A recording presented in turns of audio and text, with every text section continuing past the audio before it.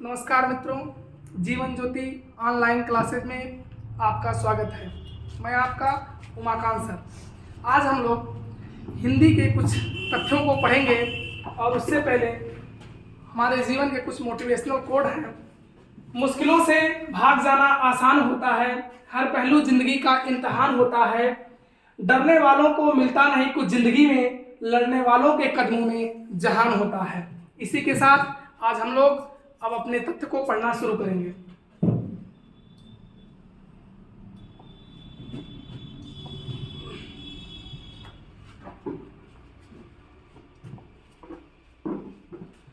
आज का हमारा टॉपिक हिंदी व्याकरण का संधि होगा।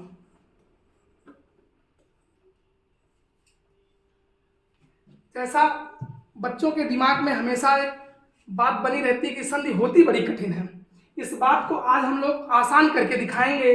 और आज हम लोगों का तथ्य जो है संधि। संधि शब्द दो शब्दों से मिलकर के बना है। एक शब्द यहाँ पर सम है और दूसरा शब्द धी है। इन दोनों शब्दों के मेल से संधि शब्द की उत्पत्ति होती है। और यदि कहा जाए कि संधि का अर्थ क्या होता है, तो संधि का अर्थ जोड़ होता है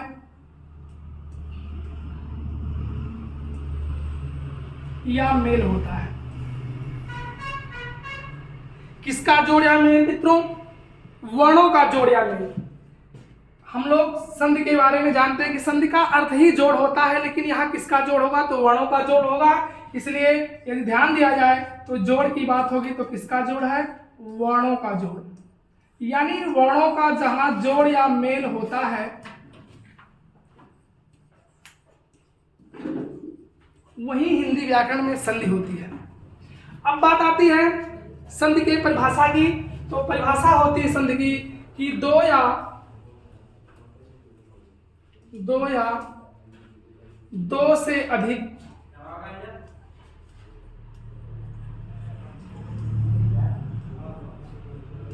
दो से अधिक वर्णों के वर्णों का मेल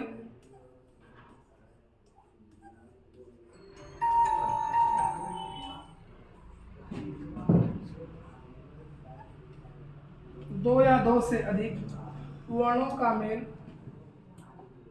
संधि कहलाता है।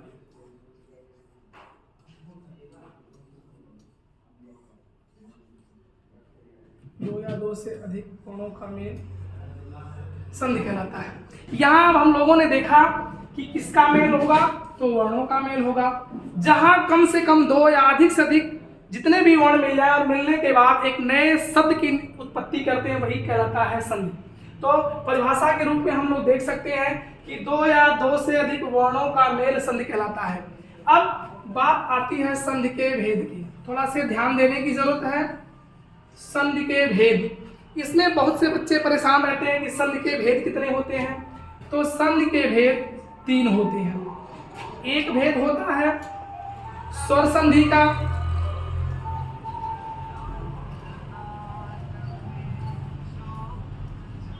एक भेद होता है स्वर संधि का, दूसरा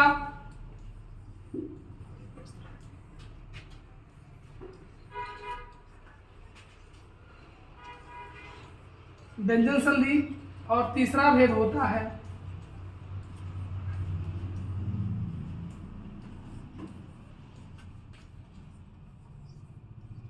भेद हमारे सामने आए। एक स्वर संधि, दूसरी व्यंजन संधि और तीसरी विसर्ग संधि। अब पहचान की बात यह है कि स्वर संधि कब होगी। थोड़ा से ध्यान दिया जाए, हम इसको ऊपर कर देते हैं।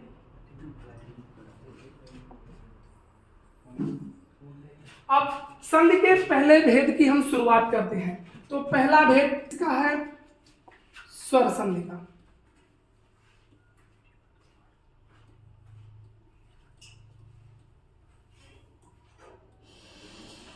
स्वर संधि का। स्वर संधि यानी जहां स्वर से स्वर का जोड़ होगा। अभी हमने परिभाषा में बताया कि दो या दो से अधिक वर्णों का मेल हो, तो यह मेल किसका यहाँ पर होगा? स्वरों का मेल होगा। हम लोग जानते हैं कि जब संधि होती है और संधि को जोड़ने के लिए प्लस का चिन्ह लगाते हैं और तोड़ने की प्रक्रिया के लिए भी संधि का प्लस का चिन्ह लगाते हैं।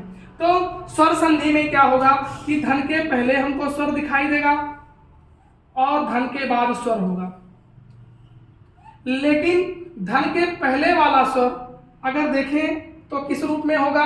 मात्रा के रूप में होगा। हमेशा धन के पहले वाला स्वर मात्रा के रूप में और धन के बाद वाला स्वर बिल्कुल अपने रूप में होगा जैसा स्वर होता है। यानी धन के पहले मात्रा और धन के बाद स्वर अपने रूप में होगा। तो यहाँ स्वर संधि, यानी स्वरों से स्वरों का जहां मेल हो वहां पे कौन सी संधि होगी? स्वर संधि। अब बात आती है स्वर संधि के भेद की। अब हम लोग शुरू करते हैं स्वर संधि के भेद।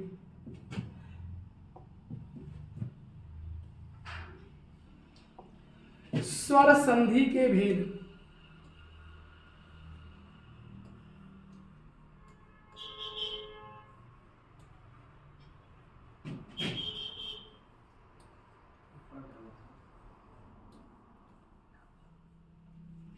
स्वर संधि के भेद। तो स्वर संधि के मुख्यतः 5 भेद होते हैं, मुख्य रूप से 5 और कुल 7 भेद होते हैं। यहाँ हम लोग 5 भेदों का अध्ययन करेंगे, समय के अनुसार 5 भेदों को देखेंगे। स्वर संधि में पहला भेद होता है दीर्घ स्वर संधि का।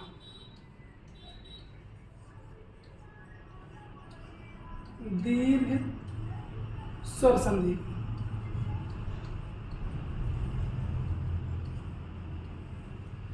दूसरा भेद होता है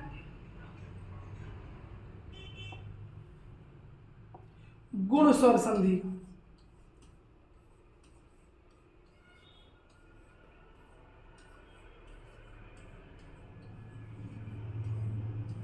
यानी पहली संधि स्वर संधि में दीर्घ स्वर संधि, दूसरी हुई गुण स्वर संधि, तीसरी वृद्धि स्वर संधि।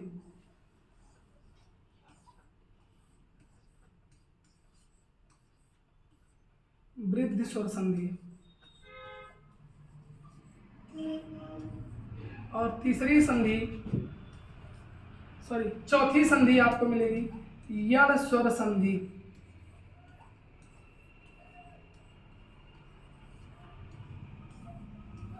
और 5वीं संधि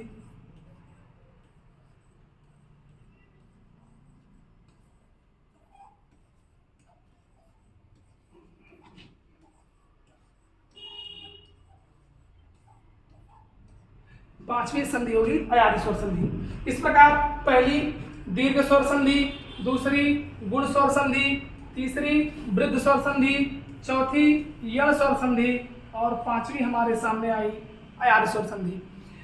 कभी कभी परीक्षाओं में सभी संधियों के सूत्र भी पूछे जाते हैं। थोड़ा सा हम लोग एक नजर सूत्र पर डालते हैं। दीर्घ स्वर संधि का सूत्र होता है अकह अकह सवर्णे दीर्घ।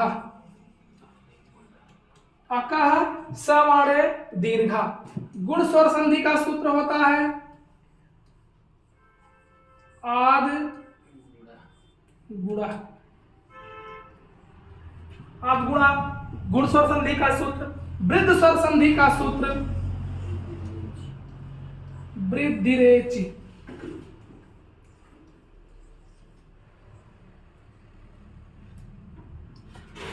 वृद्ध स्वर संधि का सूत्र होगा वृद्धिरेच।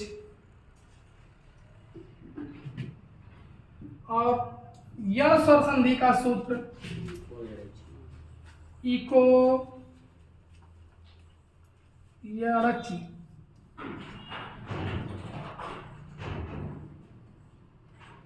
और अयादी स्वर संधि का भेद जो बच्चों को रटने में बोलने में काफी कठिनाई होती है, लेकिन आसानी से इसको याद करने की आवश्यकता है। यचो यचो एचो अयवा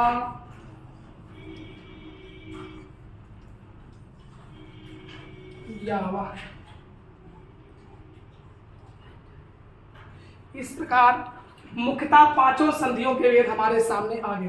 पहली संधि बच्चों दीर्घ स्वर संधि, दूसरी गुण स्वर संधि, तीसरी वृद्ध स्वर संधि, चौथी यण स्वर संधि और पांचवी अयात स्वर संधि।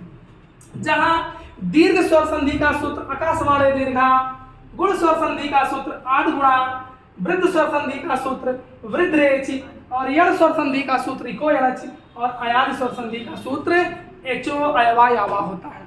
इस प्रकार अब हम लोग इनके भेदों की शुरुआत करेंगे। किस प्रकार इनके भेदों को देखना है, एक एक भेदों का अध्ययन अब हम लोग बारी बारी से करेंगे। पहली संधि हमारे सामने है दीर्घ स्वर संधि। दीर्घ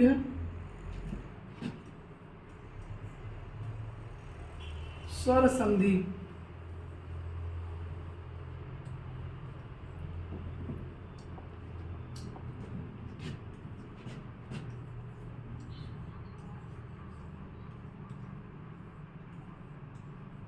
आकाशवाणे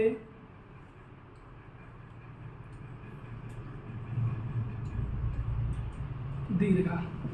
अब हम लोग दीर्घ स्वर संधि के पहले नियम को देखेंगे। दीर्घ स्वर संधि का पहला नियम, आसानी से देखिएगा, घबराने की बात नहीं है, बहुत आराम समझिएगा। संधि के जोड़ और संधि के विच्छेद को हम लोग बड़ी आसानी से देखेंगे। दीर्घ स्वर संधि का पहला नियम क्या होता है, बीच में आपको धन का चिन्ह मिलेगा, इसके ठीक पहले या तो ह्रस्व आ मिलेगा या तो दीर्घ आ मिलेगा। जहां भी यह दीर्घ स्वर संधि दिखाई देगी, बीच में धन का चिन्ह होगा, धन के ठीक पहले ह्रस्व आ या दीर्घ आ होगा और धन के बाद भी हमको ह्रस्व आ या दीर्घ आ दिखाई देगा। परंतु एक चीज ध्यान देना होगा कि धन के पहले वाला आ या तो दीर्घ होगा तो मात्रा इसकी लगी होगी या ह्रस्व होगा तो किसी ना किसी व्यंजन में छुपा होगा, परंतु धन के बाद वाला आ बिल्कुल अपने रूप में होगा, जैसा इसका रूप है बिल्कुल अपने रूप में होगा। यह स्थितियां होंगी। अब जब धन के पहले यदि हमको ह्रस्व आ मिल जाता है और धन के बाद ह्रस्व आ मिल जाता है, यह दोनों मिल करके दीर्घ आ बन जाएंगे।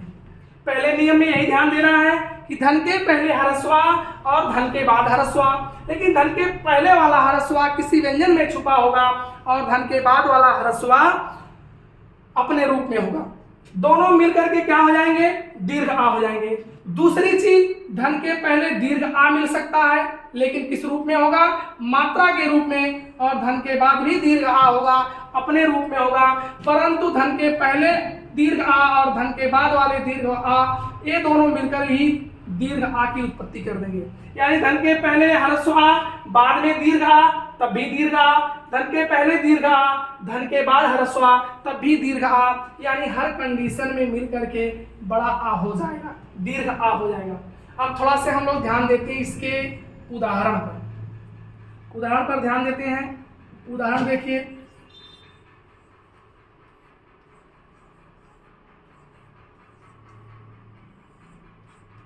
बचपन से ही हम लोग रखते चले आते हैं कुछ चर्चित उदाहरणों को, लेकिन कुछ उदाहरणों पर बल देंगे हम लोग। और यहाँ पहला उदाहरण देखा जाए, हिम धन आलय। हिम धन आलय। अब ध्यान देने की जरूरत है कि धन का चिन्ह मिला, यानी ये फोटो यहाँ बन गया। इसके ठीक पहले माँ वर्ण है और माँ में ह्रस्व आ है। यहां से हम ह्रस्व आ को बाहर निकालेंगे। यह प्रक्रिया यदि हम अपनाते हैं तो संधि जीवन में भूलेगी ही नहीं। सॉरी, धन के पहले हमने क्या किया, ह्रस्व आ को बाहर निकाला और धन के बाद दीर्घ आ बिल्कुल अपने रूप में है। यहाँ इस दीर्घ आ को उतार लिया। अब देखिए तो यहाँ जैसे ह्रस्व आ है उसी प्रकार यहाँ ह्रस्व आ, जिस प्रकार यहाँ दीर्घ आ है उसी प्रकार यहाँ दीर्घ आ। अब दोनों मिल करके दीर्घ हो जाएंगे। यह हमने नियम में पहले भी बता दिया। धन के पहले ह्रस्व आ, धन के बाद दीर्घ आ, दोनों मिलकर के दीर्घ आ हो गए। अब यहां से हम इसको उतारते हैं, तो पहले तो ही में कोई परिवर्तन नहीं, लेकिन माँ से आ जब बाहर निकाल लिया तो माँ में हलंत लग जाएगा, क्योंकि यहां से ह्रस्व आ बाहर आ गया। इसके ठीक बाद दोनों ह्रस्व और दीर्घ आ मिलकर के दीर्घ आ हो जाते हैं, और इधर लय बचता है, इसको हम यहाँ उतार लेते हैं। लय को यहाँ उतार लिए। अब आराम से जोड़ते हैं। पहले यहाँ ही को लिखते हैं, इस वाले आ को इसमें मिलाते हैं तो माँ पूरा हो जाएगा। इधर जो मात्रा है इस मात्रा को उठा के यहाँ ला के रख देते हैं, ला को यहाँ उतार लेते हैं और या को यहाँ लिख देते हैं। इस प्रकार हमारे सामने एक नए शब्द की उत्पत्ति हो जाती है, हिमालय। इस प्रकार कई उदाहरण देख सकते हैं हम। बस ध्यान देने की आवश्यकता है कि पहले नियम में धन के पहले हमको ह्रस्व आ या दीर्घ आ मिलेगा, धन के ठीक बाद या तो ह्रस्व आ या दीर्घ आ मिलेगा, लेकिन बिल्कुल अपने रूप में होगा। इस प्रकार दो एक उदाहरण और हम देखते हैं। जैसे दूसरा उदाहरण लीजिए, जीव धन अस्म। जीव धन अस्म, यहां देखते हैं हम प्यारे बच्चों कि धन के पहले तो वाह है, लेकिन वाह में छोटा आ यानी ह्रस्व आ है, इसको बाहर निकालिए। एकदम आसानी से इसको सीखिएगा। आराम से सीखने की प्रक्रिया है कि धन के पहले जो वाह है, वाह में ह्रस्व आ और धन के बाद अपने रूप में ह्रस्व आ है। दो चीजें ध्यान देना है कि धन के पहले कौन सा आ है। यदि दीर्घ आ होगा तो उसकी मात्रा होगी, ह्रस्व आ होगा तो किसी व्यंजन में छुपा होगा। अब इन दोनों आ को जोड़ेंगे, बाद वाले ह्रस्व आ को और वा से निकले ह्रस्व आ को तो जोड़ेंगे तो हमारे सामने यही फोटो बन करके तैयार हुआ। यानी दोनों तरफ ह्रस्व आ और मिल करके यहाँ दोनों क्या हो गए, दीर्घ आ हो जाते हैं। अब इन हम शब्दों को आगे लाते हैं।